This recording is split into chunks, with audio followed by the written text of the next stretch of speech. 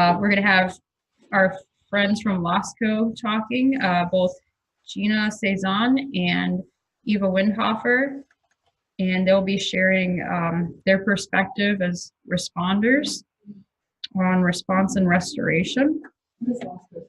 Oh, sorry, LOSCO is the Louisiana Oil Spill Coordinator's Office. And fun facts about Gina and Eva, because you knew that it was coming, right?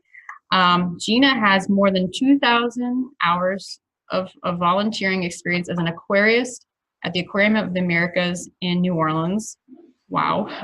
And Eva is also equally accomplished. She's a published, see, I even put a timer for myself, so I'm fair.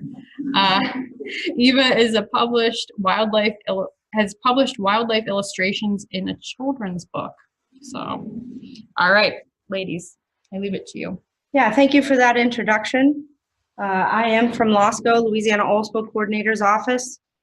First slide is kind of about our office. So we were created by the legislature in 1991 with the Oil Spill Prevention and Response Act, which was right after OPA 90, which started with the Exxon Valdez. Originally, we were under the governor's office. Today, we're housed in the Department of Public Safety. We serve as the coordinator for all oil spills in Louisiana. It might be better if I stand here. Nope, can't see that.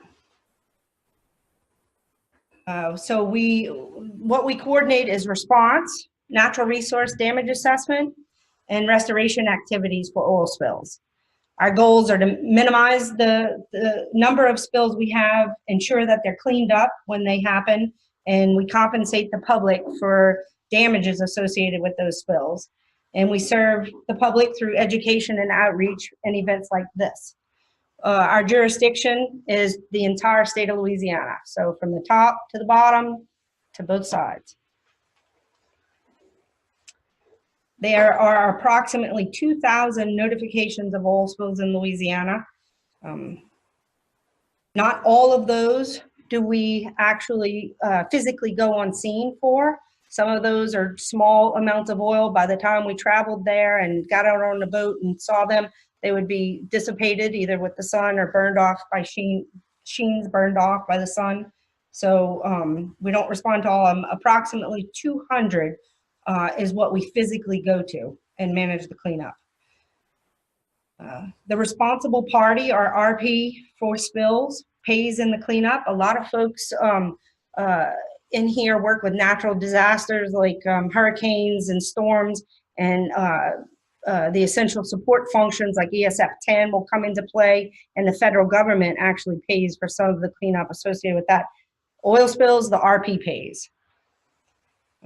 Our state and federal response counterparts, LOSCO, of course, responds. We have DEQ, Department of Environmental Quality, Wildlife and Fisheries, Department of Natural Resources, Coastal Protection and Restoration Authority, and our federal counterparts are U.S. Coast Guard, NOAA, U.S. Fish and Wildlife, and EPA in the inland areas.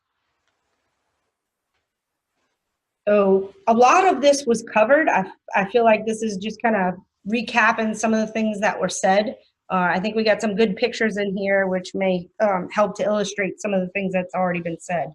But the primary responders are Wildlife and Fisheries, U.S. Fish and Wildlife, NOAA, and of course the rehab contractors like Rhonda. We identify, the wildlife responders identify the sensitive priority areas, like booming strategies for colonies, hazing techniques to keep birds away from heavily oiled areas. They capture the oil wildlife and they transport it to rehab. They collect and process the oiled and dead wildlife. It's a picture of Rod Baker here with another Wildlife and Fisheries employee with a net gun, and he's captured a pelican untangling him. And that's an anhinga that's probably in one of Rhonda's cages. And that little red glow on the metal part is a heat lamp that's on him. So I think Barrett touched on it earlier, and some of the data that we talked about over lunch is, species counts, oiling conditions of the birds, the habitat conditions, whether or not the habitat that they're in, whether or not it's oiled, collecting photographs, GPS track logs, which is very important, knowing where we've surveyed. That's so critical. Knowing what type of habitat we're surveying and how are we surveying it. So are you on foot on a beach? Are you in a boat, an airboat? That's probably scaring some birds away. How many are you going to actually see if you're in a loud airboat? Things like that. And then evidence seizure. Rhonda talked about everything under chain of custody. So, not only do they pick up those dead or oiled animals, but they have to process it with a lot of paperwork and make sure that the chain of custodies follow those animals. Because we're with the Department of Public Safety, we're now in with state police, and I realize more and more as I talk to some of the ex-state troopers and folks that we work with now, that a lot of what we do is just like a crime scene. So we're going out there, we're investigating, we're making sure we're collecting all the evidence that we'll need to support that case if we have to. Hazing techniques include the Mylar flagging or shining streamers, balloons that try to scare the animals away from that area. Scare cannons that are hooked to propane tanks that create a loud boom, almost like a gun sound. And when you're out there responding to the spill and you forget that the scare cannons are there and they're set on a timer and one goes off and you're close to it, it scares the daylights out of you. This is an example of terns resting on some sorbent boom. And this is what we're looking for out there. A lot of the ones that Kendall had talked about with the oiled bellies, this is usually how we see a lot of belly oiling, not just from the rack, but also the response equipment that's out there. The pelicans love to rest on the oiled hard boom, and they just slide off and their bellies get oiled. More examples of oiled birds. These are the juvenile pelicans. Michael was talking about how many nests are on Breton Island. So we had a relatively small amount of oil hit the wrong place at the wrong time during peak nesting season, and over 1,000 baby pelicans were oiled and killed. And so they had, heavily oiled ones like this, and this is still oiled. This is more of a light oiling, but these animals, it's typical of what we see. Caspian tern with an oiled belly, probably from diving.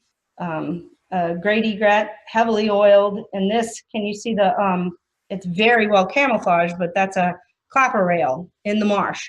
This marsh is still heavily oiled here.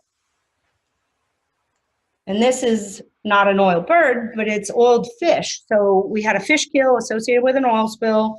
The fish are out there in the water. Birds are starting to dive in the sheen and get the dead fish. They're feeding on that oiled prey. So we have to hurry up and try to get these things out of there so they're not coming to feed on that and get re-oiled or oiled.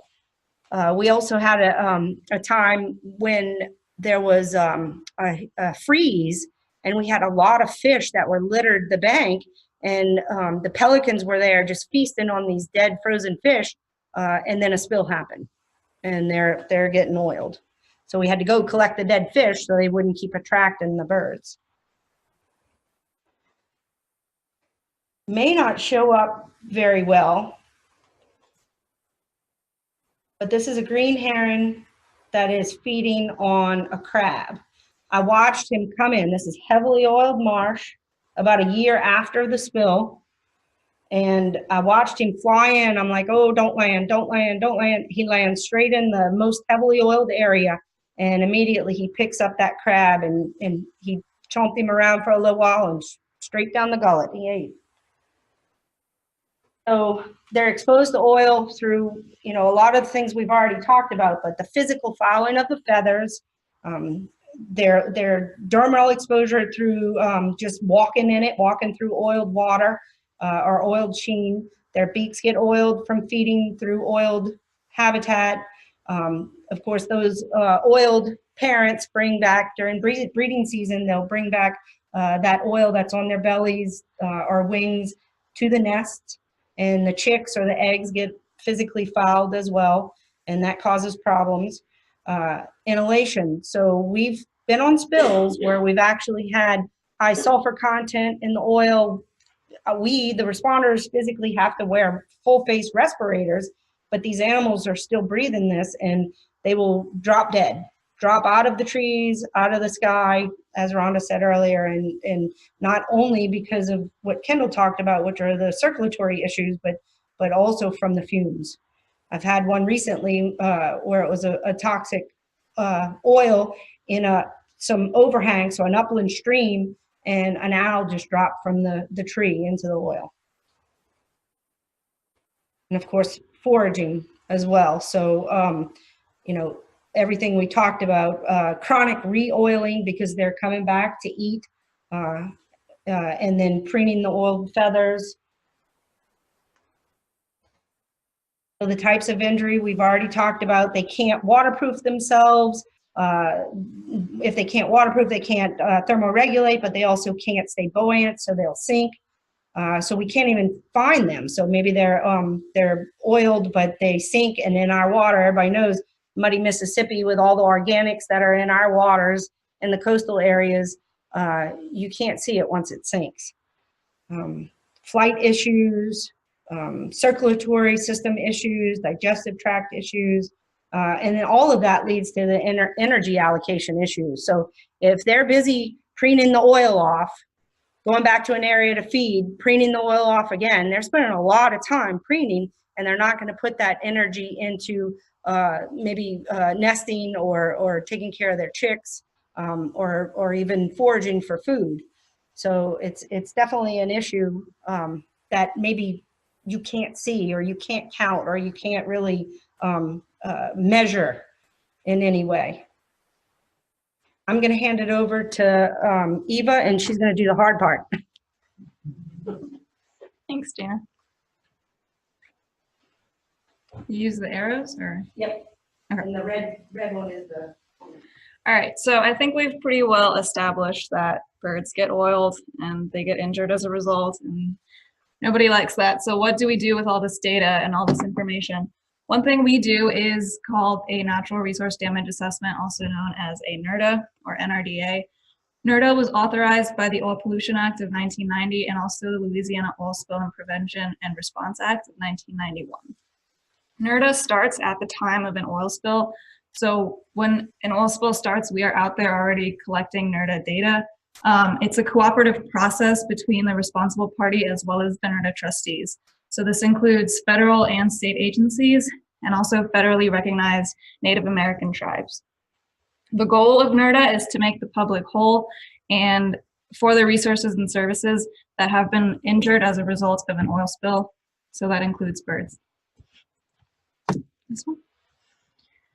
So what's the data that we look for in order to conduct a NRDA? So the data collected during response that we've already talked about and that Gina touched on, including the oiling rates as well as the species that are found. We also look at life history data, so the survival rates, the lifespan of the birds. We look at baseline data, so the census data from wildlife and fisheries that we have, specifically looking at Louisiana populations.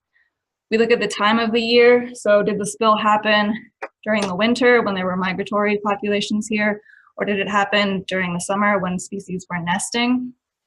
The type of oil that spilled, was it slop oil, crude oil, diesel? The degree, amount, and duration of oiling, the habitat that was oiled, so what are the birds doing in this habitat? Are they nesting in it? Are they feeding in it? And also the assumed mortality, so how many birds actually died as a result of the spill? So we do compensatory restoration in order to restore the services to the public. The data that we collect can be analyzed using a few different methodologies, including RIAs or resource equivalency analyses, HEAs, habitat equivalency analyses, or trophic transfer. All of these things have different metrics, but they all help us get to restoration. The analysis is used to determine the size as well as the scale of restoration that is needed.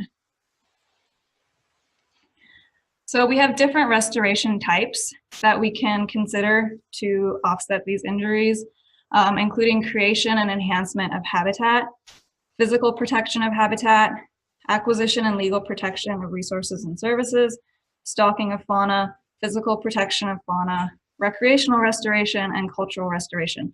And all of these restoration types, believe it or not, can be applied to bird injuries in one way or another. The projects that we select from come from a database that we have of different available projects. These may be a part of QIPRA or master plan projects, and a lot of them are actually just submitted to us from the public. So we are always looking for project submittals. So some examples of restoration types that create and enhance habitat. Michael kind of touched on all of the island restoration that's going on. So for example, if you have a brown pelican injury, you could potentially restore mangrove or beach habitats for those birds. For secretive marsh birds, you could restore marsh habitats. And for terns and shorebirds, you could restore beach habitats. So if you have, for example, a clapper rail injury, you wouldn't necessarily build a beach for that injury. So you want to consider your species. This is an example of a restoration project that we did for red-cockaded woodpeckers to enhance their nesting habitat. So U.S. Forest Service installed nest boxes. They did prescribed burns to make sure that that habitat was ideal for the birds. And then the nest boxes were monitored and the chicks were banded. This is an example of acquisition legal protection of a property. So the Jambone tract down in Grand Isle, some of you may have been down there.